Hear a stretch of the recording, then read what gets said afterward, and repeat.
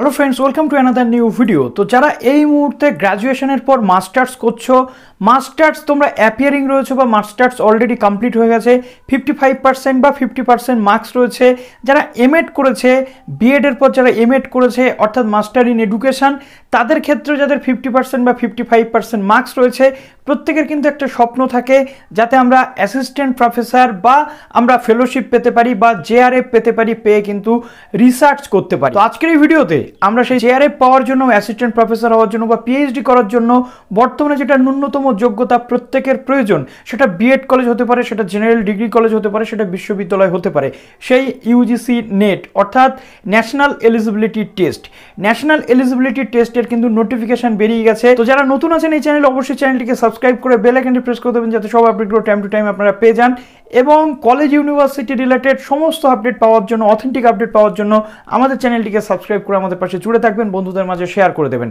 তো যারা অলরেডি এত বছর ধরে নেট দিয়ে আসছেন, তারা প্রত্যেকেই জানেন নেট পরীক্ষাতে বসার জন্য কি কি যোগ্যতা লাগে। যারা জানেন না, যারা নতুন আছেন, তাদের জন্য আজকের এই ভিডিওটি খুবই গুরুত্বপূর্ণ হতে চলেছে।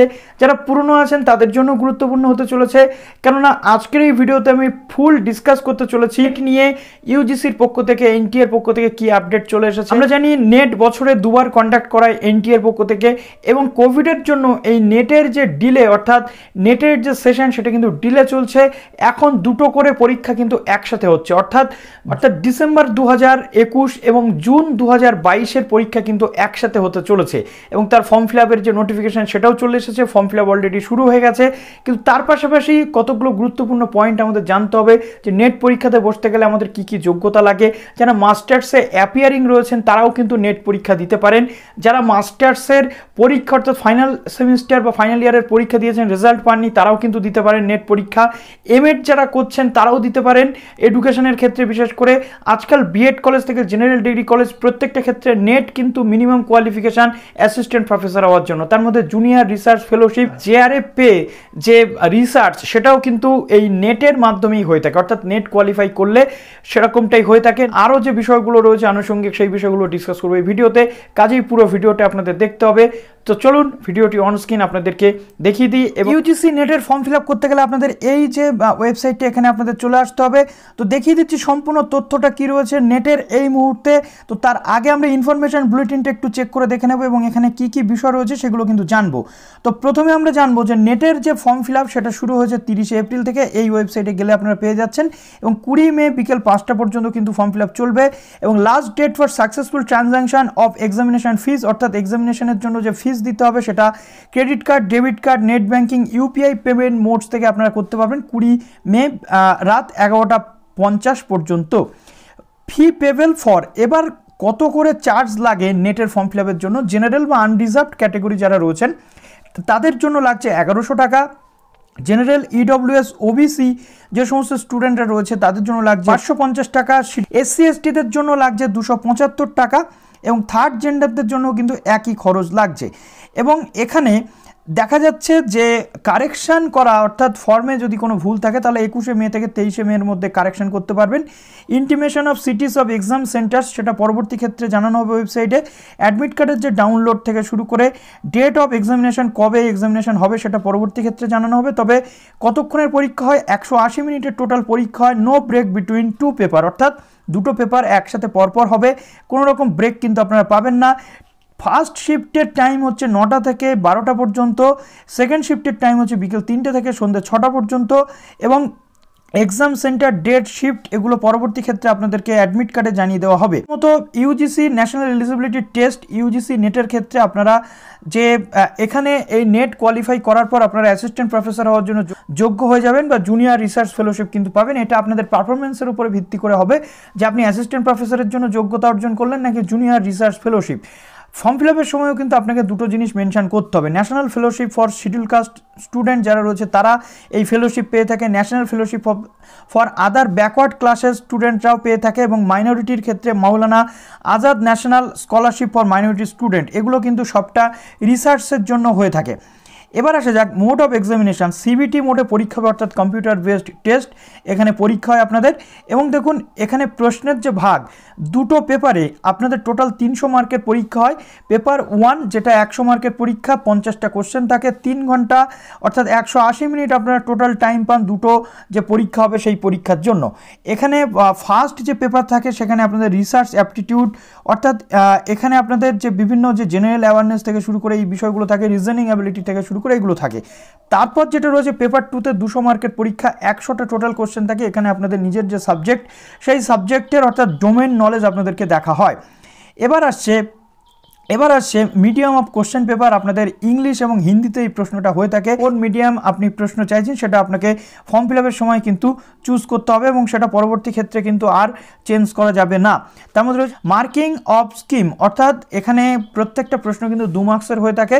For each correct response candidate will get 2 marks, অর্থাৎ 2 মার্কস কিন্তু পেয়ে যাবে। There is no negative marking, no marks will be given for question unanswered, অর্থাৎ কোনো রকম প্রশ্নের উত্তর না দিলে মার্কস আপনারা পাবেন, এটা তো স্বাভাবিক ব্যাপার। এবার আসে এলিজিবিলিটি ক্রাইটেরিয়া।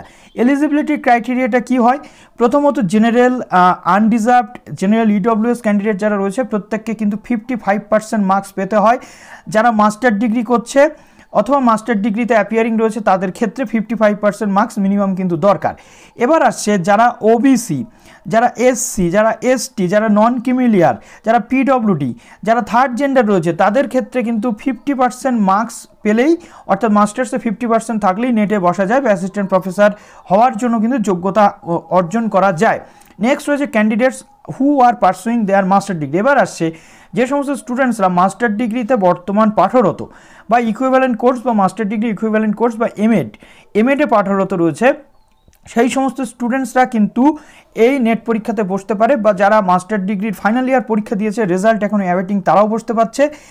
আবার যাদের রেজাল্ট এখন আসতে দেরি হচ্ছে বা পরীক্ষা হতে দেরি হচ্ছে তারাও বসতে পারবে। নেটের রেজাল্ট পাবলিশ হওয়ার 2 বছরের মধ্যে তাদের কিন্তু মাস্টার ডিগ্রি কমপ্লিট করতে হবে এবং 50% বা 55% যে ক্রাইটেরিয়া দেখালাম সেটা কিন্তু কমপ্লিট করতে হবে, তবেই তারা নেটের যে সার্টিফিকেট বা তার জন্য কিন্তু এলিজিবল হয়ে যাবে, নাহলে কিন্তু তারা সার্টিফিকেট পাবে না বা সেক্ষেত্রে তারা উত্তীর্ণ হতে পারবে না। এবার আসছে ক্যান্ডিডেট যারা থার্ড জেন্ডার রয়েছে তাদের ক্ষেত্রেও কিন্তু সুবিধা রয়েছে, ওবিসি এসসি এসটিদের ক্ষেত্রেও কিন্তু সুবিধা রয়েছে।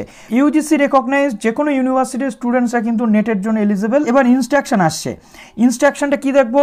নাম্বার 1 রয়েছে the eligibility for assistant professor. এবার আসছে eligibility for assistant professor or for junior research fellowship, অর্থাৎ এখানে দুভাবে আপনারা আবেদন করতে পারবেন। একটা আপনি অ্যাসিস্ট্যান্ট প্রফেসরের জন্য করছেন নাকি জুনিয়র রিসার্চ ফেলোশিপের জন্য আবেদন করছেন, অর্থাৎ জেআরএফ পাওয়া। এটা হচ্ছে কি, জেআরএফটা হচ্ছে আপনাদের যে রিসার্চের ক্ষেত্রে আপনারা যে ফেলোশিপ পান বা স্কলারশিপ পেয়ে রিসার্চ করা, আর একটা হচ্ছে অ্যাসিস্ট্যান্ট প্রফেসর। এবার জেআরএফের ক্ষেত্রে কিছু ক্রাইটেরিয়া রয়েছে, একটা বয়সের ভাগ রয়েছে। তবে আপনি যে নেট কোয়ালিফাই করার পর জেআরএফ পাননি বলে রিসার্চ করতে পারবেন না এমনটা নয়, আপনি কিন্তু যে কোনো ইউনিভার্সিটিতে পিএইচডি করার জন্য এলিজিবল হয়ে যাবেন। নেট কোয়ালিফাই করা থাকলে পিএইচডির ক্ষেত্রে আপনার শুধুমাত্র ইন্টারভিউয়ের মাধ্যমে আপনার চান্স পাওয়ার সম্ভাবনা থাকে। অ্যাসিস্ট্যান্ট প্রফেসরের ক্ষেত্রেও আপনার সেম রয়েছে, কিন্তু যদি নেট কোয়ালিফাই করা না থাকে সেক্ষেত্রে আপনার কিন্তু অনেক সমস্যা হতে পারে বা আপনাকে সেখানে কিন্তু রিটেন এক্সাম টেস্ট দিয়ে কিন্তু অ্যাডমিশন নেওয়ার ব্যবস্থা করতে হবে। তারা এই অ্যাসিস্ট্যান্ট প্রফেসর নাকি জেআরএফ পাবেন তাদের কিন্তু এটা ডিপেন্ড করছে আপনাদের পারফরমেন্সের উপর, অর্থাৎ বোথ পেপারে আপনি কত মার্কস পাচ্ছেন সেই পারফরমেন্সের উপরে আপনার এই জেআরএফটা কিন্তু ডিপেন্ড করছে। Candidates appearing UGC net should be থটফুলি select the application form, অর্থাৎ এই আপনাদের এটাকে পুরোপুরি ভালোভাবে ফর্ম ফিল আপ করার সময় দেখে নিতে হবে যে আপনি কিসের জন্য ফর্মটা ফিল আপ করতে চলেছেন। এবার আসছে জেআরএফ এর ক্ষেত্রে আপনাদের যে JRF eligible to pursue research subject of their post graduation or in a related subject, অর্থাৎ যারা জেআরএফ পাচ্ছেন তাদের ক্ষেত্রে আপনারা কিন্তু আপনাদের যে সাবজেক্ট রয়েছে সেই সাবজেক্ট অনুযায়ী আপনারা রিসার্চের সুযোগ পাচ্ছেন বা রিলেটেড সাবজেক্টের রিসার্চের সুযোগ পাচ্ছেন। এবার আসছে candidates qualifying for the award of JRF will be eligible to receive fellowship of UGC under various schemes, অর্থাৎ যারা জেআরএফ পাচ্ছেন তারা ইউজিসির আন্ডারে বিভিন্ন যে স্কিমগুলো রয়েছে স্কলারশিপ বা ফেলোশিপের স্কিমগুলো সেগুলো আপনারা সুযোগ পাচ্ছেন subject to their finding placement university ITIs institution. The validity period of the offer will be 3 years, অর্থাৎ 3 বছরের মধ্যে জেআরএফ পাওয়া 3 বছরের মধ্যেই কিন্তু আপনাদের এটা শেষ হয়ে যায়, সুতরাং তার মধ্যে আপনাদের এটাকে কাজে লাগাতে হবে। এবার আসছে JRF just however for those candidates who have already joined MPhil PhD the date of announcement of fellowship shall be from the date of declaration। অর্থাৎ এই ক্ষেত্রে আপনাদের একাধিক বিষয় যেগুলো বলা রয়েছে তার মধ্যে national fellowship for scheduled caste students যারা রয়েছে তাদের এই যেগুলো আগে আপনাদের বলে দিলাম এগুলো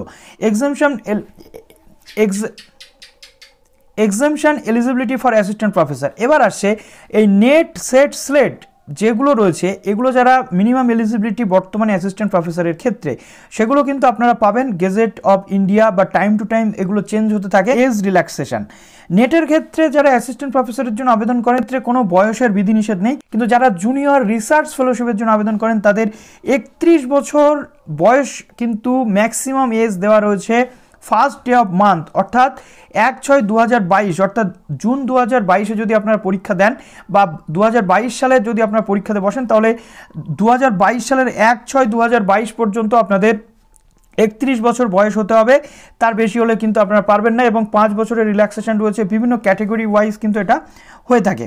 তার পরবর্তী ক্ষেত্রে অ্যাসিস্ট্যান্ট প্রফেসরের ক্ষেত্রে কোনো রকম আপার এজ লিমিট কিন্তু আপনাদের নেই। এবার আসে রিজার্ভেশন পলিসি। তো এখানে রিজার্ভেশন পলিসিটা একটু দেখে নিচ্ছেন ক্যান্ডিডেট বা ক্যাটেগরি ওয়াইজ।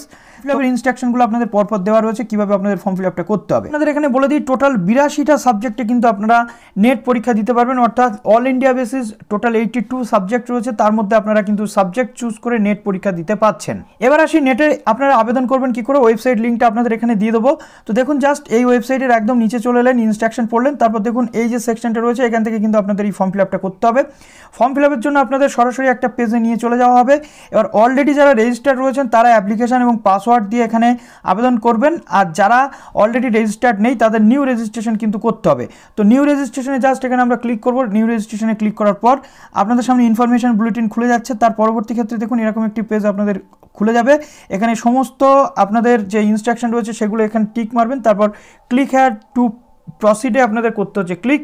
এখানে আপনারা সমস্ত ইনফরমেশন পেয়ে যাবেন। যদি কোনো প্রবলেম হয় অবশ্যই বলবেন। Candidates name, father's name, mother's name, identification number, identity type, তারপরে এখানে আপনার যে বেসিক ডিটেল সেইগুলো, পার্মানেন্ট অ্যাড্রেস এইগুলো কিন্তু দিতে হবে। তারপর পাসওয়ার্ড চুজ করে আপনাদের এখানে সাবমিট করে দিতে হবে। তো আশা করি আপনাদের ভিডিওটি উপকারে লাগে অবশ্যই বন্ধুদের মাঝে শেয়ার করবেন। ভালো থাকবেন সবাই। অল